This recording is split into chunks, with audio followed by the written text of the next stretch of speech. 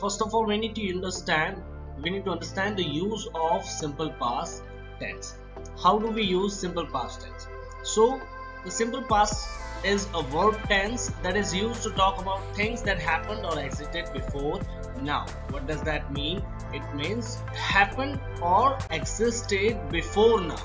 It should not happen the moment that we are talking or we are like doing something, right? Not at the moment, but before that moment. मतलब क्या हुआ कि उस समय पर नहीं होना चाहिए जब हम बात कर रहे हैं, बल्कि उससे पहले.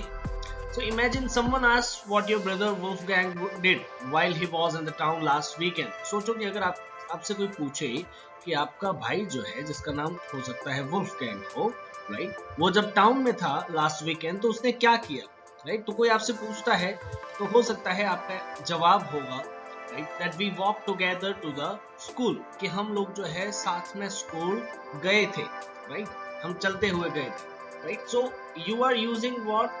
Walked. What does that mean? You are expressing a previous event, a previous happening. ऐसी कोई चीज जो पास्ट में हुई है जिससे आप अभी एक्सप्लेन कर रहे हैं, right. Another example, I ate my lunch, है ना, कि जैसे आपने अपना लंच खा लिया, right? That you are using ate. What does that signify? That means कि आपने जो है पास्ट में इस काम को किया है, पहले कर चुके हैं आप इस काम, ना. कैसे जो है हम सिंपल पास्ट टेंस को फॉर्मुलेट कर सकते हैं, कैसे हम जो है उसमें फॉर्मूला जो है वो बना सकते हैं, right. So for regular verbs add ed to the root form of the verb. करना क्या है, जब regular verb, right, simple verbs हो तो उनके लिए हमें क्या करना है, जो उनका रूट फॉर्म रहता है उसमें हमें ed ऐड कर देना है, और जस्ट ऐड d, या तो फिर क्या करना है, सिर्फ d ऐड करना है रूट फॉर्म में अगर जो वर्ड है या जो वर्ब है उसके एंड में एक e हो, राइट. जैसे यहाँ पर प्ले दिया है तो आप प्लेड ed ऐड कर रहे हो.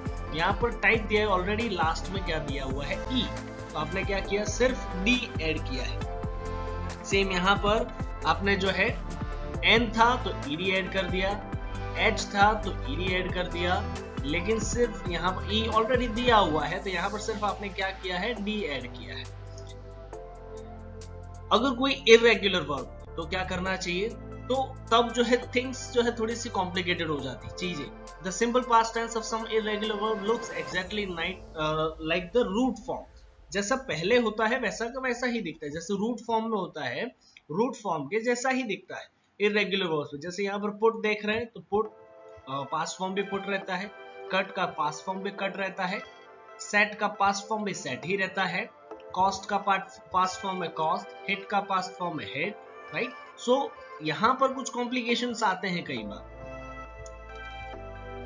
अगर दूसरे इरेगुलर वर्ब्स की बात करें जहां पर हम जो है वर्ब टू बी वाले वर्ब्स भी एडेड हो या सिंपल पास्ट फॉर्म्स के जो वर्ब्स हो, राइट, तो वहां पर एरेटिक थोड़े से जो है डिफरेंट रहते हैं. डिफरेंट कह सके, जैसे सी है तो इसका पास्ट फॉर्म रहता है सॉ, और उसको थर्ड फॉर्म देखे तो सीन, तीनों ही अलग. ये बिल्ड है, ये बिल्ट है, गो है तो इसका हो जाता है वैंट, डू है इसका हो जाता है डिड, राइज है उसका हो जाता है रोज, इजेमार है तो उसका हो जाता है वॉज, वर. तो टोटली जो है यहाँ पर क्या हो जाते हैं, चेंज हो जाते हैं, एरेटिक होते हैं.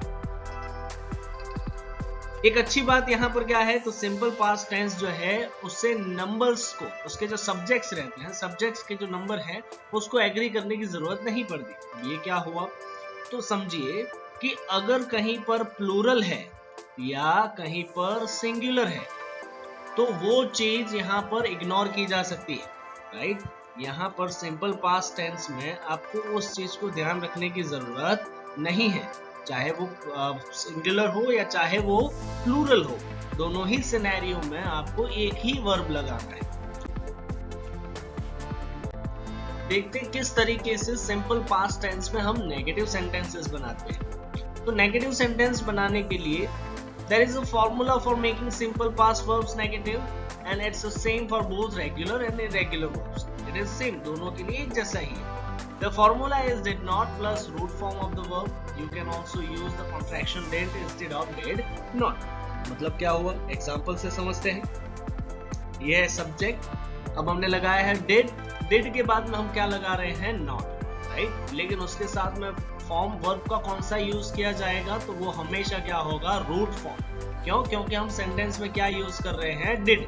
तो डिड के साथ हमेशा हम कौन सा फॉर्म यूज करते हैं, तो रूट फॉर्म यूज करते हैं नेगेटिव सेंटेंस बनाने के लिए, राइट। तो Wolfgang did not brag too much about his hula hoop skills। brag मत करना मतलब कि बड़ा चढ़ाकर अपने ही बारे में जो है अपनी खूबियों के बारे में बताना, right. Wolfgang's girlfriend didn't see the contest। What does that mean? उसने नहीं देखा वो contest। अब यहाँ पर हम देखोगे तो कॉन्ट्रैक्शन यूज किया हुआ है।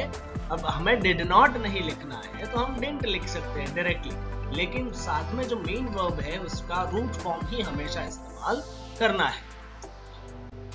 अब हम देखें, for the verb to be you wouldn't need the auxiliary did। When the subject of the sentence is singular, use was not or wasn't। When the subject is plural, use were not or weren't, we can say, right। अब अगर मान लो कोई to be का form दिया हुआ है, right, तो उसमें आपको जो है did का इस्तेमाल करने की जरूरत नहीं है। आप वहां पर was या were का इस्तेमाल कर सकते हैं, right। नेगेटिव हो तो was not लिखो या फिर कॉन्ट्रैक्शन wasn't लिख सकते हो, वर नॉट लिखो, प्लूरल हो तो वर नॉट लिख सकते हो या फिर वरंट लिख सकते हो, कॉन्ट्रैक्शन जो उसका बनता है। एग्जांपल के तौर पर देखिए, the third place winner was not as happy as Wolfgang, right. तो वाज नॉट लिखा है, क्यों? क्योंकि ये थर्ड प्लेस विनर जो है वो कौन है, एक सिंगुलर पर्सन है, सिंगुलर सब्जेक्ट है ना। The fourth place winner wasn't happy at all, same thing, ये भी सिंगुलर है। The onlookers were, onlookers ये प्लूरल है इसलिए हमने यहाँ पर क्या लगाया है, were लगाया है। The contestants ये भी क्या है, प्लूरल है, तो हमने क्या लगा दिया यहाँ पर, were not, मतलब weren't लगाया, कॉन्ट्रैक्शन यूज किया है यहाँ। हम जो है क्वेश्चन कैसे पूछ सकते हैं सिंपल पास्ट टेंस में, राइट। तो एक सिंपल फॉर्मूला है एक सिंपल पास्ट टेंस के अंदर क्वेश्चन पूछने का। हम कहां से शुरुआत कर सकते हैं किसी भी क्वेश्चन की, तो डिड से। डिड के तुरंत बाद हम क्या लगा सकते हैं, सब्जेक्ट, और उसके बाद क्या लगा सकते हैं, वर्ब का रूट फॉर्म, है ना। एग्जांपल के तौर पर देखें, did Wolfgang win the gold medal और द सिल्वर मेडल, है ना। यहाँ पर देखिए हमने डिड का इस्तेमाल किया, फिर ये वुल्फगैंग जो है सब्जेक्ट है, और ये जो वर्ब इस्तेमाल किया वो कौन से फॉर्म में है, तो रूट फॉर्म है। रूट फॉर्म मतलब V1, सिंपल हम समझे तो। Where did Wolfgang go to celebrate? अब अगर मान लो वहीं पर हम क्वेश्चन WH से बनाते हैं, WH वर्ड से, तो सेम जो है यहाँ पर कहा जा सकेगा कि सेम फॉर्मूला रहेगा बनाने का, लेकिन सिर्फ आगे जो है कौन सा वर्ड यूज किया जा सकता है, WH वर्ड। बाद में हमें डिड तो लगाना ही है, फिर सब्जेक्ट आ जाएगा, और बाद में जो है हम वर्ब का फर्स्ट फॉर्म इस्तेमाल करेंगे, राइट। डिड द जजेस decide Fairlie in your opinion, did the जजेस, ये जजेस जो है वो क्या हो जाएगा, सब्जेक्ट हो जाएगा। डिड जो है वो हम वर्ब के तौर पर ले सकते हैं, और डिसाइड जो है वो मेन वर्ब के तौर पर जा सकते हैं। यहीं पर अगर मान लो कहा जा सके कि टू बी के फॉर्म से हमें अगर बनाना हो, राइट, तो टू बी के फॉर्म से भी जो है क्वेश्चन बनाए जा सकते हैं।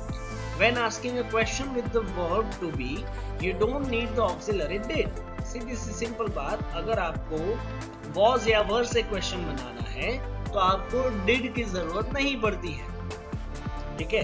Was Wolfgang in good mood after the contest? क्या Wolfgang जो है वो अच्छे मूड में था कॉन्टेस्ट के बाद? यहाँ पर क्या इस्तेमाल किया जा रहा है, was का, राइट। और साथ में अगर हम देखें इन अ गुड मूड, है ना, यहाँ पर हम टू बी के फॉर्म का इस्तेमाल कर रहे हैं, तो मेन वर्ब आपको शायद ही देखने मिले। Were people taking lots of pictures, ना, क्या लोग जो है बहुत सारे पिक्चर्स ले रहे थे, राइट। तो सेम